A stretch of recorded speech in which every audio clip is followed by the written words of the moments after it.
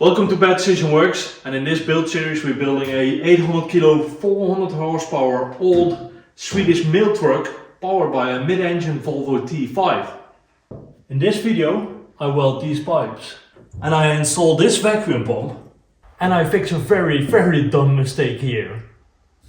And we are finally firing up this engine.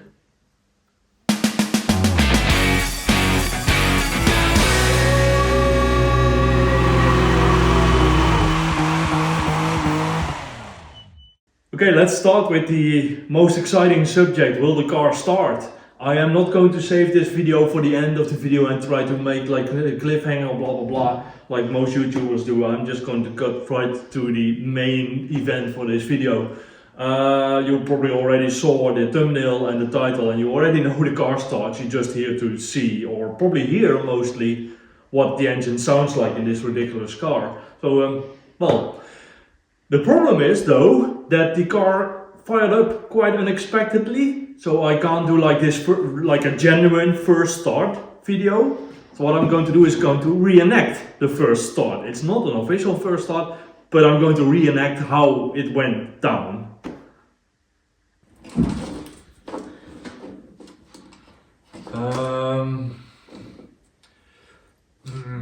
Yeah, they should go in. This, yes. Yeah. Yeah, this is it. This is how they should be. No, I'm sure. Yeah.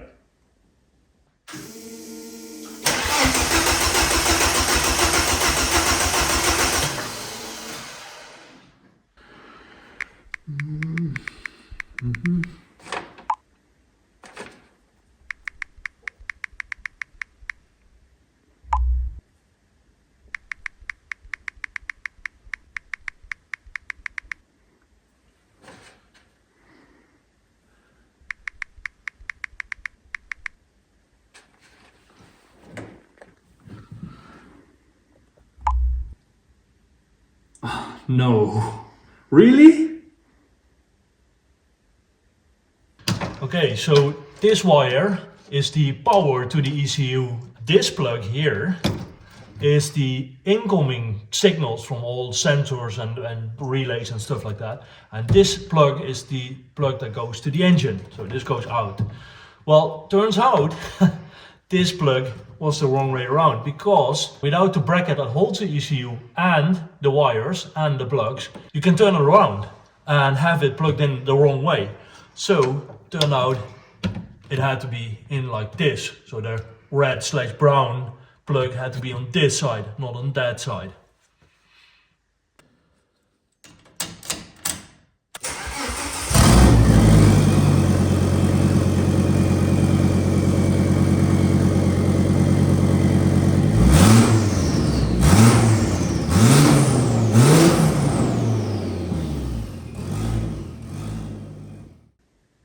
Wiring diagrams. They look very intimidating, but they are the resolution to a lot of issues related to electrical wiring problems.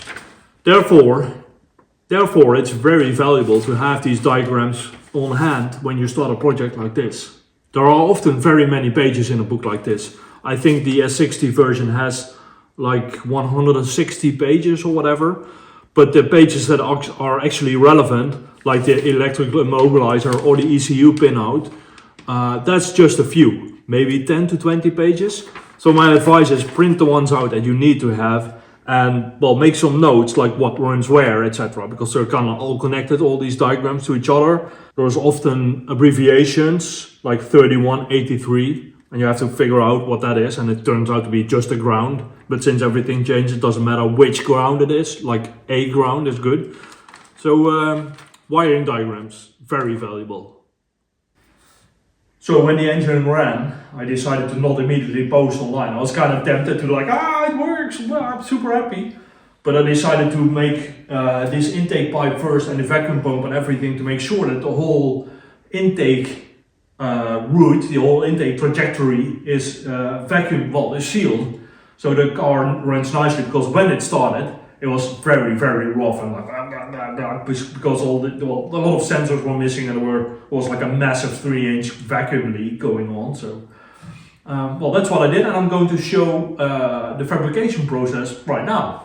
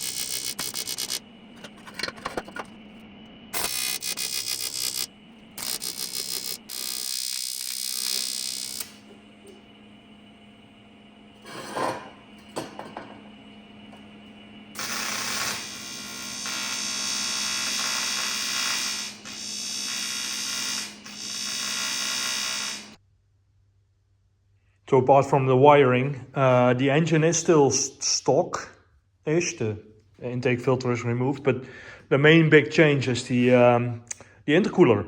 I can't run an intercooler like original, like here, so I need to have an intercooler somewhere else, and then either run long tubes all the way to the front and back and get a turbo lag. Don't want that, so I chose to have a water-cooled intercooler. Air comes out of the turbo, goes into the intercooler, goes out there, and then goes to the intake manifold over there. And then it's cooled by water that runs through these two connections.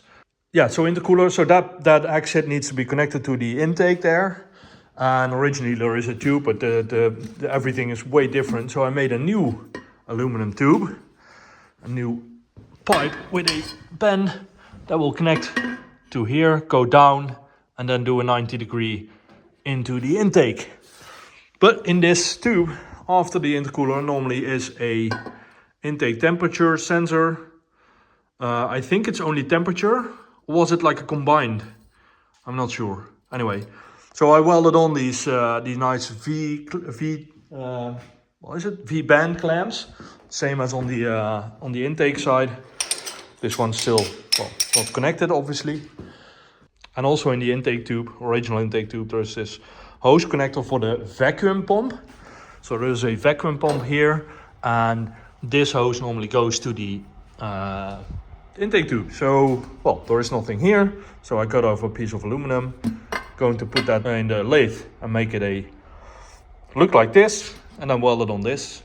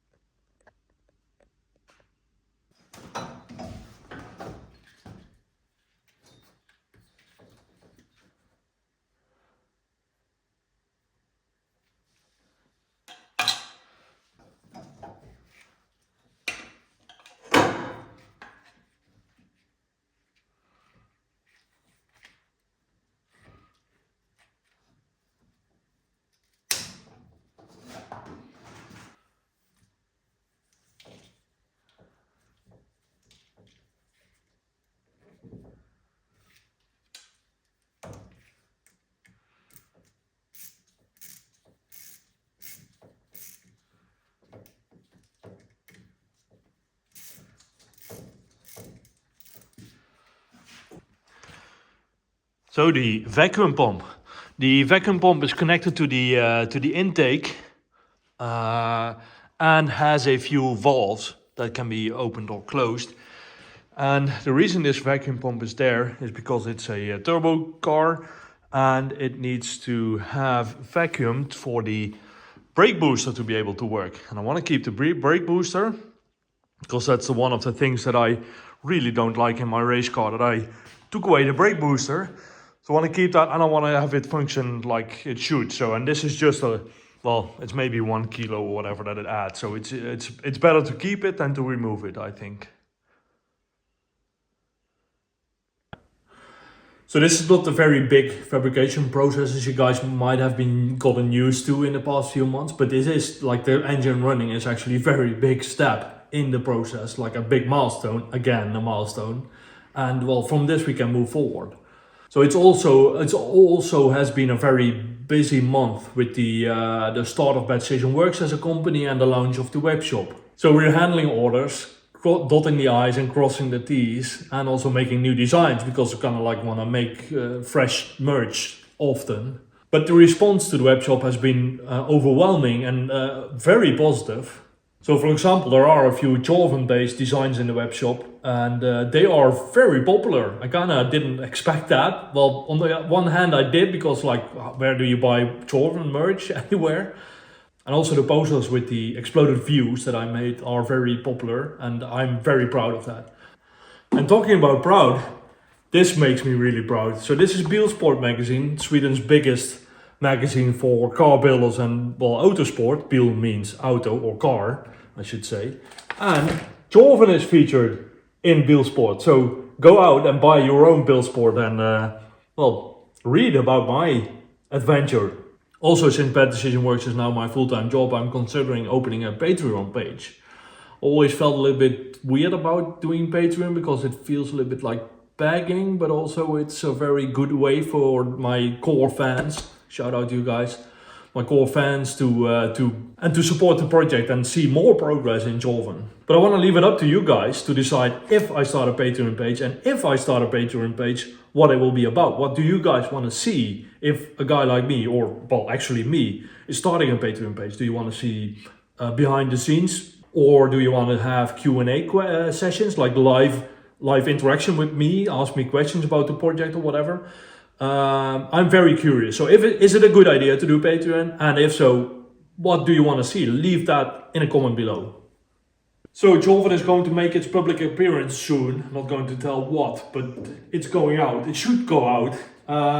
But there is a few problems. So the car runs, but the fuel tank is now here. This is the original S60 fuel tank. Well, it's half the size of Jorvan. So you can imagine that they don't go together. Even if I lengthen all the wires and everything, it can't go together. So I need a custom fuel tank for that. And the fuel tank is going to live here. It doesn't look very spacious now, but it's mostly wires, and it should be able to fit here soon. Well, then to be able to drive outside, we need power, well, plenty of power. We need fuel, but we also need brakes because, well, otherwise I'll end up in, I'm not sure what's there. I think Norway or the Arctic Circle, I think I end up, I don't know. So we need brakes, and also we need a clutch because otherwise I can't put it in reverse or in forward or whatever. So we're going to run from the slave cylinder here all the way to the master cylinder on the gearbox over here. So it turns out that many car builders like Volvo in the day, they use this style. I don't know the name exactly. It's some kind of GM invention if I'm not mistaken. But they use this style connector, and it's the same on the other side. So this is the hose that goes into the slave cylinder, and this is the master cylinder. And well, normally it used to be about this long because the engine was normally in the front, close to the clutch pedal. But it needs to be elongated. So what I'm going to do is either I'm going to try to find a company that can make me a fully custom line, or I'm going to make one myself by crimping a brake line nipple on this line and just continue with normal brake line. It's the same fluid, same everything, same hydraulic system, just a different purpose. That's what I'm going to try to do in next week's video. Also brakes. I don't need to have the full system working. I'm going to get rid of the ABS system, so the setup will be fairly simple, very straightforward, not crossed, just front and back wheels. I'm going to plug the back wheels and only make the front wheels work for now, just to be able to drive the car in and out without ending up in the Arctic Circle. Well, that's it for this week's video. Next up, fuel, brake lines, clutch line, and go to the web shop and buy stuff so I have more money to spend on this thing. Bye.